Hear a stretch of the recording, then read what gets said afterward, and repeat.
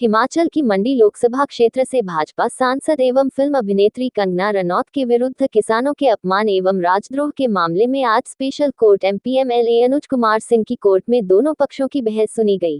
अधिवक्ता रमाशंकर शर्मा ने कहा कि किसानों का आंदोलन सिर्फ और सिर्फ के सरकार द्वारा ले गए 3 काले कानून के विरोध में था, न कि खालिस्तान के लिए। अगर भीड़ में या मेले में 2-4 जेब कतरे आ जाए तो उस भीड़ और मेले की गरिमा नहीं गिरती। उस हत्या में किसी भी किसान का कभी कोई नाम या एफआईआर नहीं हुई और जो इसके साथ ही बलात्कार बता रहे हैं वह ट्रेन में हुआ था, धरना स्थल पर नहीं। उसमें भी किसी किसान के नाम एफआईआर नहीं हुई है, इसलिए किसानों को बदनाम करने की कोशिश की गई है। मैं रमाशंकर शर्मा, एडवोकेट, अध्यक्ष राजीव गांधी बार एसोसिएशन आगरा।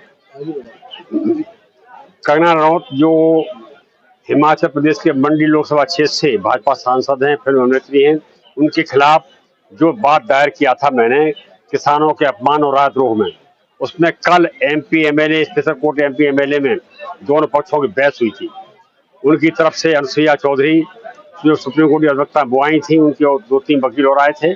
मेरी तरफ से मेरे सुखबीर सिंह चौहान, राजवीर सिंह, पवन कुमार गौतम, राजपूत धीरज सहित करीब 1 दर्जन से ज्यादा वकील थे। बहस में हमने कुछ तथ्य रखे। हमने कहा कि 26 अगस्त 2024 को कंगना रनौत ने एक बयान दिया था कि केंद्र के काले कानूनों के विरोध में जो दिल्ली बॉर्डर पर किसान बैठे थे, वहां पर हत्याएं हो रही थी, बलात्कार हो रहे थे और अगर देश का नेतृत्व मजबूत नहीं होता तो अलगाव की स्थिति पैदा हो जाती। मैं एक किसान का बेटा हूं और करोड़ों किसानों के अपमान के साथ साथ ये मेरा भी अपमान है। मैंने वकालत से पहले खेती भी की है, मैंने खतौनी लगाई है इसमें। और रहा बात ये कि वहां हत्या हो रही थी, तो कौन सी हत्या हो रही थी? किसी किसान के खिलाफ कोई एफआईआर हुई है क्या? बलात्कार में किसी किसान के खिलाफ एफआईआर हुई है क्या? तो उसकी वकील पर कोई जवाब नहीं था। मैंने कहा दूसरा पोस्ट उन्होंने इंस्टाग्राम पर डाला था 11 सितंबर 2021 को और ये कहा था कि गाल पर चाटा खाने से भीख मिलती, आजादी नहीं। ये सिद्धांत है महात्मा गांधी का, अहिंसात्मक सिद्धांत। इन्होंने महात्मा गांधी का नहीं, सिद्धांत का मजाक उड़ाया है और उन्होंने यहां तक कह दिया कि 1947 में जो आजादी मिली थी वह महात्मा गांधी को भीख के कटोरे मिली थी। असली आजादी सन 2014 मिली है, जब से नरेंद्र मोदी सरकार सत्ता में आई है। तो मैंने पूछा कोर्ट से, क्या कोर्ट मानता है कि सन 2014 तक हम गुलाम थे? मैं जिस आजादी के लिए भगत सिंह, राजगुरु, सुखदेव, चंद्रशेखर, सुभाष का तमाम शहीद फांसी के फंदे पर झूल गए, महात्मा गांधी, सुभाष चंद्र बोस, पंडित जवाहरलाल नेहरू, सरदार पटेल, मौलाना अबुल कलाम आजाद से तमाम क्रांतिकारी सेनानी जेलों में सड़ गए, जलियांवाला कांड हुआ, क्या वो सब भीख मांग रहे थे? इतना बड़ा मजाक, देश की जनता का अपमान किया।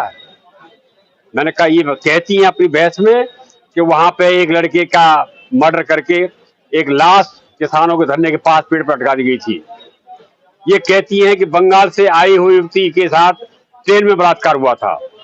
मैंने कहा तीनों बातों पर मैं बोल रहा हूं कि पहली बात तो ये कि जिस लड़के का हत्या हुई थी, अटका दिया था पेड़, वो किसी और की बात हो सकती है, किसी और ने मार के लटका दिया होगा किसान आंदोलन को बदनाम करने के लिए, क्योंकि किसी किसान का ना एफआईआर हुई है उसके खिलाफ और ना उसका कोई नाम आया। और जो जिस युवती के साथ बलात्कार बता रही है वो ट्रेन में हुआ था, न कि धरना स्थल पर, और उसमें भी किसी किसान का हाथ नहीं आया। और मैंने कहा ये कह रही आरोप लगा रही है कि वो खालिस्तान के नारे लगे थे। तो मैंने कहा खालिस्तान के नारे की बात यह है कि ये किसान आंदोलन केंद्र के काले किसानों के कानूनों के विरोध में बैठा था, न कि खालिस्तान के लिए। और अगर मैं कि भीड़ में या किसी सभा में 2-4 जेब कतरे आ जाए तो उसका मतलब ये पूरी भीड़ जेब कतरा नहीं हो जाती। मैंने कहा पूरा आंदोलन किसान आंदोलन काले कानून के खिलाफ था।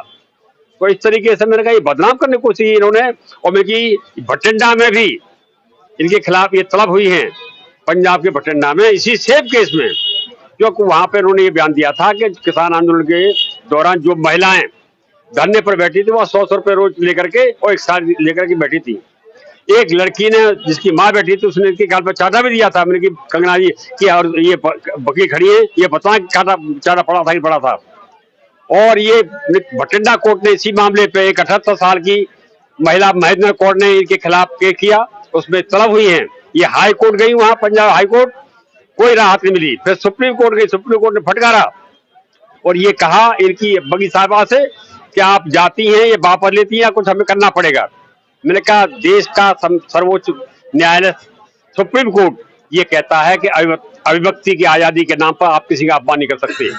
संविधान ये कहता है कि कोई भी ऐसा बयान नहीं दे सकते कि जिससे देश की एकता अखंडता खतरे में हो।